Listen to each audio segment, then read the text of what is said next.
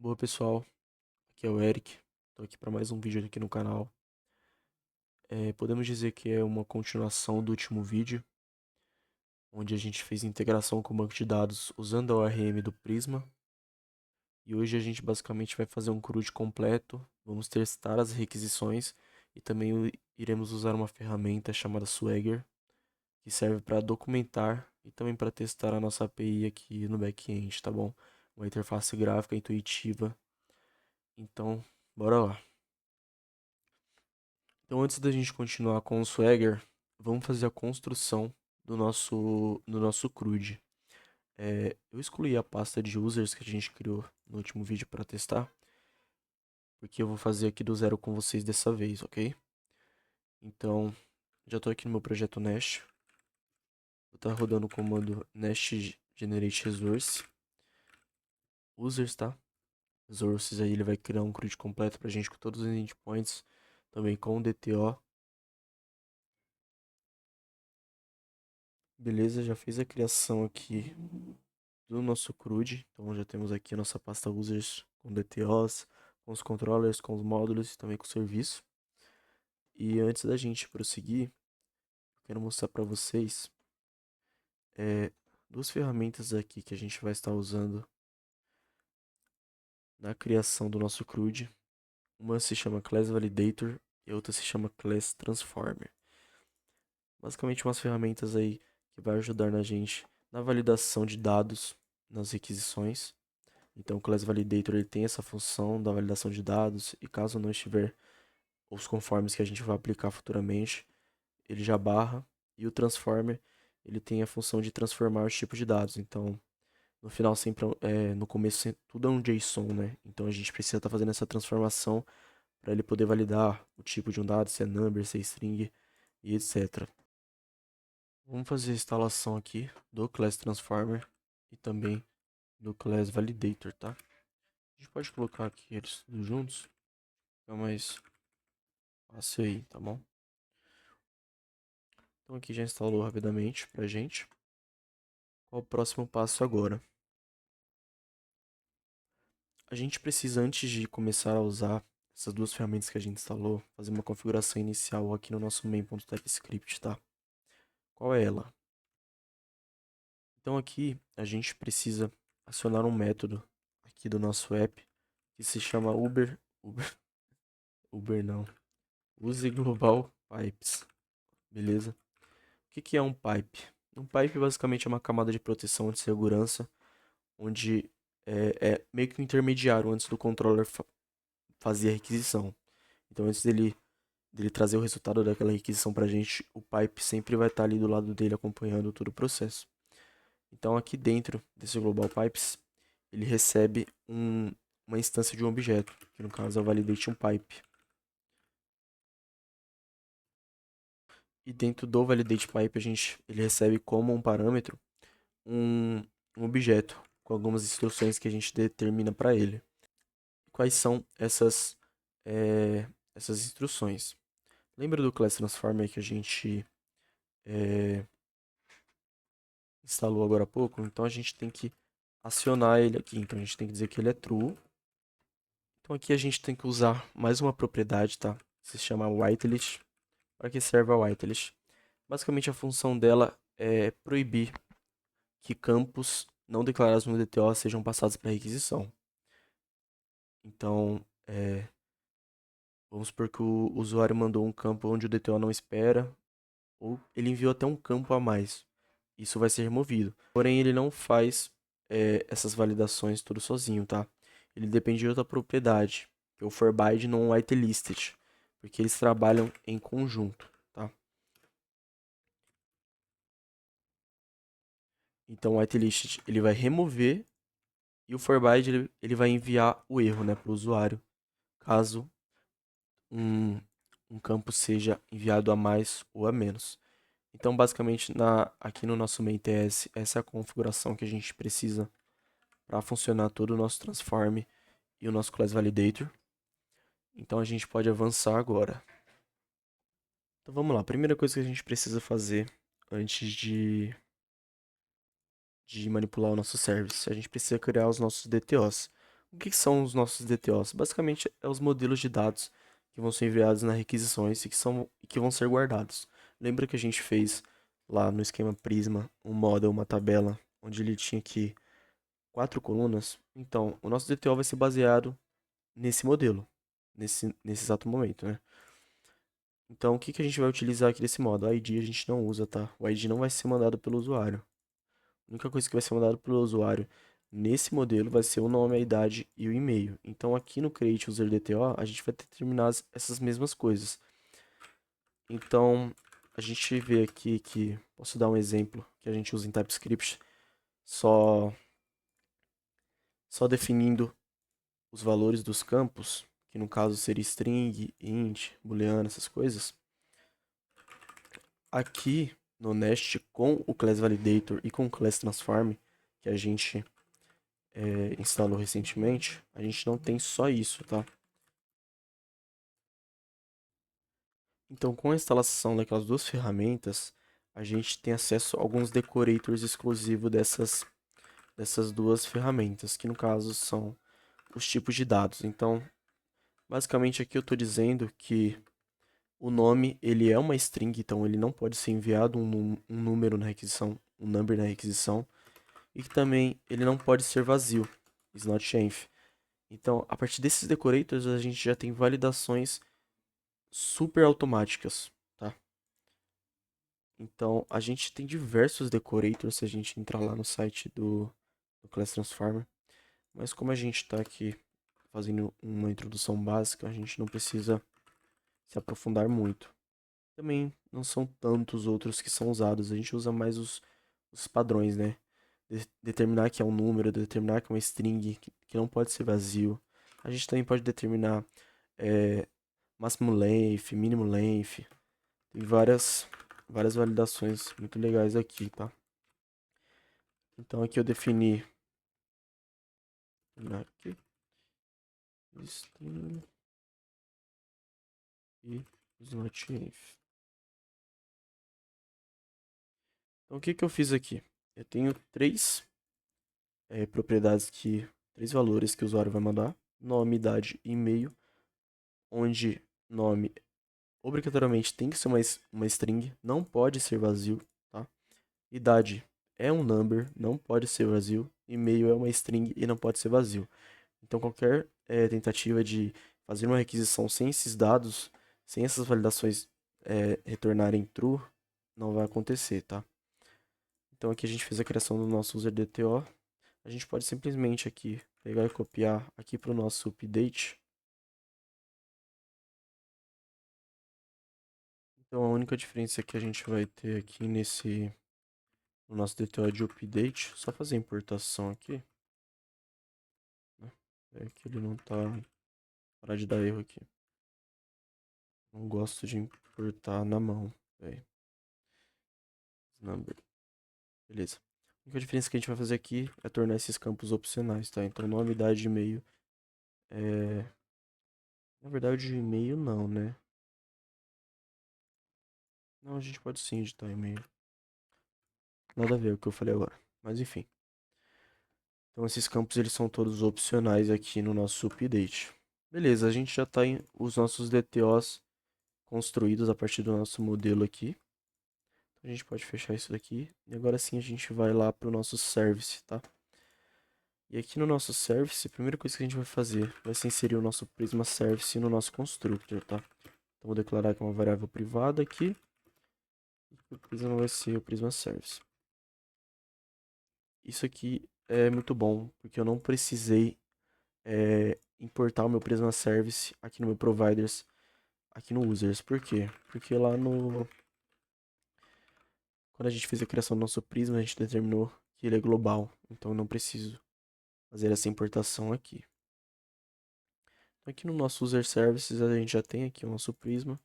E aí agora a gente vai fazer a criação das nossas rotas aqui. No caso já está criada, a gente só vai manipular ela.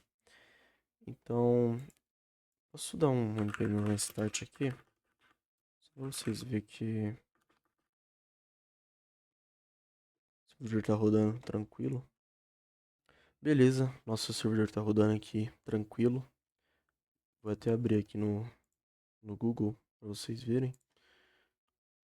Cloud 3000 aqui.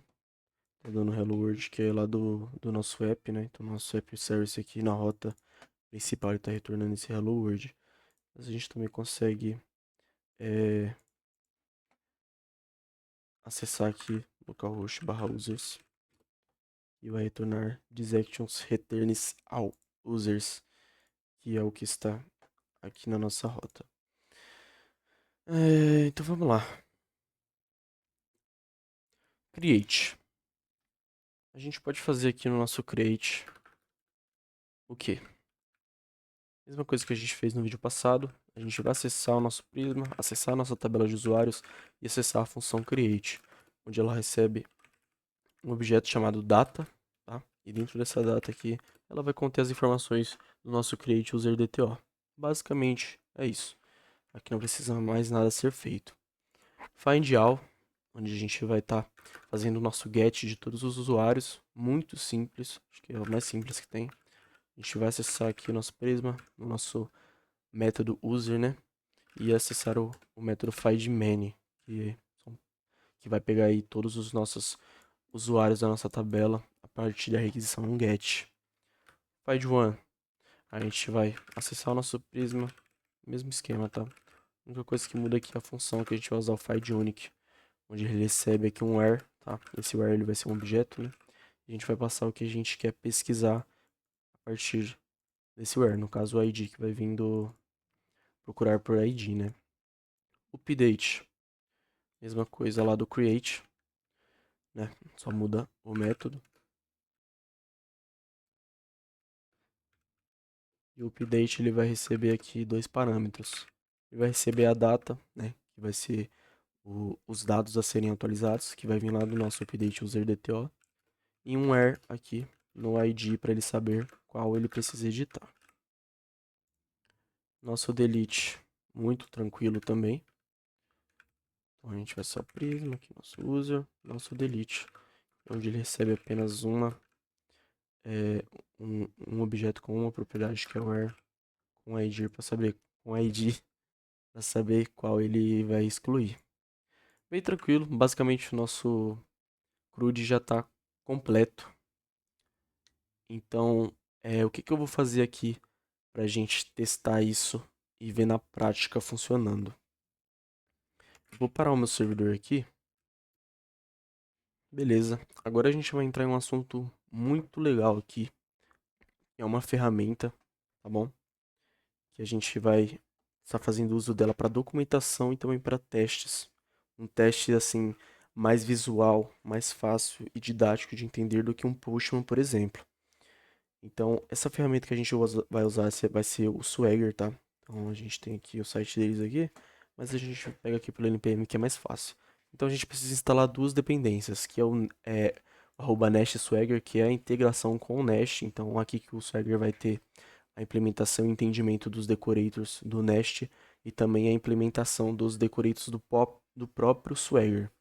E também aqui o Swagger Y-Express, que é a interface que vai ser mostrada pra gente. Então vamos copiar esse código aqui. Vamos lá aqui no nosso Visual Studio Code, vamos instalar.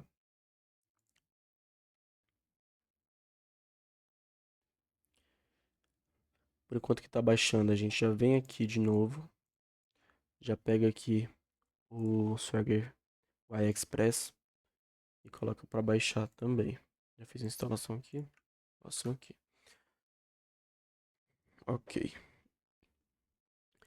E da mesma forma que a gente fez uma configuração inicial ali para o Class Transformer e para o Class Validator, a gente precisa fazer uma configuração inicial que vai construir o nosso Swagger. Ok, então a gente vai começar aqui fazendo a criação de uma variável. Vai se chamar config. Pode colocar o nome que você quiser, mas é um padrão, né? E vai receber um instanciamento de um Document Builder. Document Builder ele é uma classe do Swagger, tá? Que tem como função armazenar informações gerais da sua API. Então, se a gente acessar essa classe aqui, esse objeto, a gente tem algumas funções aqui dentro dele, alguns métodos no caso, né? Então a gente pode setar o título da nossa API. Então, vídeo YouTube. A gente pode setar a descrição. Então, lá. A gente pode setar também a versão da nossa API. Só que o mais importante, o método mais importante aqui na nossa config é o build, tá? O build que faz a construção de tudo isso que a gente está setando aqui em cima. Eu vou só colocar isso aqui para baixo, para ficar mais legível, que fica muita coisa, né? Ok. Então o nosso config ele tá praticamente 100%. Próximo passo, a gente vai criar outra variável, tá? Outra variável chamada de document. Ela vai receber um Swagger Module, tá? O que é o Swagger Module? O Swagger Module basicamente é uma função que ela vai integrar o Swagger ao Nest, basicamente. E aqui nesse módulo a gente vai acessar o primeiro método que já aparece aqui pra gente, que é o create document, onde ele vai receber o app, né, que é basicamente toda a nossa aplicação, e o config que a gente acabou de criar.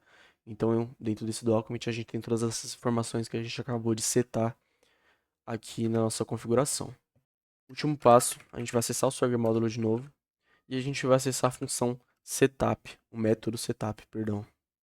O método setup, onde ele recebe 3 parâmetros principais.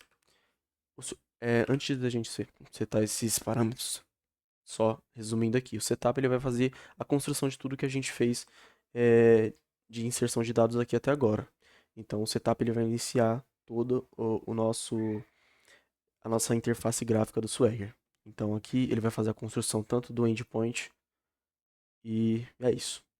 Primeiro parâmetro a gente vai definir qual que é o endpoint que a nossa documentação do Swagger vai estar disponível. Então vou colocar aqui a API mesmo, ou geralmente a gente coloca docs também. O segundo vai ser o app, né, que é a nossa aplicação inteira, e o document por último. E é isso. Agora mostrar em um passe de mágica aqui para vocês. Eu vou executar o projeto aqui e vou mostrar para vocês, cara, é incrível o tanto que é bom, né, e útil essa ferramenta pra gente. Se a gente vir aqui no Google agora, a gente tá aqui em users, se a gente entrar na rota que a gente determinou lá no nosso setup, que é docs, a gente tem uma interface gráfica com todos os nossos endpoints e podendo testar tudo aqui. Isso aqui é muito bom para as pessoas que são muito visuais, tá, no código. Então, eu pelo menos sou uma pessoa que estava vindo do front-end muito forte e agora eu tô me aprofundando bastante em back-end e é muito difícil você ter uma visão ampla quando você só tem dados na sua tela, você não tem coisas visuais. E isso aqui ajuda muito. Já ajuda muito a quem não é, por exemplo, familiarizado com o Postman ou qualquer outra ferramenta de teste de requisição. E a gente vai testar todas as nossas requisições aqui no Swagger, mas antes disso, eu quero implementar com vocês uma coisa que o Swagger traz pra gente, que são os decorators também. Eu falei pra vocês que o Swagger tem decorators, e o que são esses decorators aqui do Swagger. Aqui no nosso Create User DTO, basicamente ele está relacionado à nossa criação de post, né? Então, o Swagger, ele traz um decorator pra gente chamado de app propriety. O que é esse app propriety? Ele basicamente é uma documentação de exemplo. Então, se a gente vir aqui no Swagger na nossa rota aqui de post, aqui é onde o API propriety faz a função dele. Em vez de ter essas chaves, ele vai aparecer um exemplo ali pra gente entender, por exemplo, a pessoa que estiver consumindo a nossa API saber o que ela tem que enviar naquela requisição. Então, voltando aqui pro nosso código, aqui dentro a gente tem que colocar um objeto, tá? E esse objeto a gente coloca uma propriedade chamada exemplo. E aí o exemplo a gente escreve o que a gente quiser aqui, tá? Então, nome, vou colocar meu nome aqui. Opa. A gente já pode subir aqui também, descer no caso. Colocar na idade, então 20. E aqui API propriety, exemplo de e-mail eric@gmail.com. Se a gente salvar isso aqui e dar um reload no nosso projeto, esperar carregar aqui. E agora acessar o nosso Swagger, vou dar um reload na página. Olha aqui, cara. Isso aqui é muito bom. É muito bom. É priorizar, né? As pessoas que vão consumir a sua API, entender o que você fez, é muito bom. Então a gente vai fazer, eu vou fazer isso aqui também no nosso patch. Acho só que é só no patch que você nem precisa, né? Na verdade, ele já implanta aqui. É, basicamente isso. Os exemplos aqui que a gente tem na rota push e patch, ele já implantou por causa do update, né? São as mesmas informações. Então agora sim a gente vai fazer o teste, né? Vamos para os testes, ver se está sendo guardado lá as informações do nosso banco de dados. Então eu vou estar aqui abrindo o meu PG admin para a gente ter acesso. Eu vou deixar o meu PG admin aqui no canto da tela para a gente ter acesso ao nosso banco de dados. Então a database que a gente criou no vídeo passado, que foi a integração, tá? A gente tem uma tabela de usuários aqui. Então a gente já está nessa tabela. Vou deixar aqui no cantinho aberta para a gente ver as informações sendo inseridas. Então vamos lá para o nosso Swagger. Eu vou deixar o pgadmin aqui no cantinho para a gente fazer os testes. Vou começar com um post aqui. Então, antes da gente criar, vamos testar o que o Class Validator faz. Então, lá no nosso DTO a gente só tem 3 campos, né? Que é nome, idade e e-mail. Vamos ver o que acontece se eu tentar mandar com mais um campo extra aqui, por exemplo, CPF. Erro 400, Propay de CPF não existe. Então, já barrou. E a gente também pode testar com uma propriedade a menos, para ver o que ele retorna pra gente. Erro 400 também.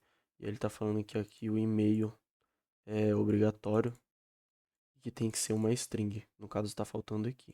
Então, nosso Class Validator tá funcionando perfeitamente. Então, agora eu vou dar um execute aqui nesse JSON que a gente está enviando. E ele retornou pra gente aqui o que a gente pediu, né?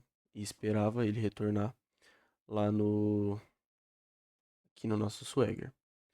Então aqui no pgadmin, se a gente der um refresh aqui, a gente viu que o usuário foi implantado aqui abaixo. O ID 4 é por conta que eu estava fazendo outros testes já. E como a gente criou um ID muito simplista, né? Ele não tem como, ele não consegue identificar quando ele tem que ser o ID 3 e etc, quando não existe nenhum. Mas isso não vem ao caso agora. O importante é que o nosso post está funcionando perfeitamente. Então, vamos agora testar o patch. Então, aqui a gente tem que implantar o ID do item que a gente quer editar. No caso é o ID 4, no que a gente acabou. E eu vou editar ele para Eric Ribeiro, 21 anos.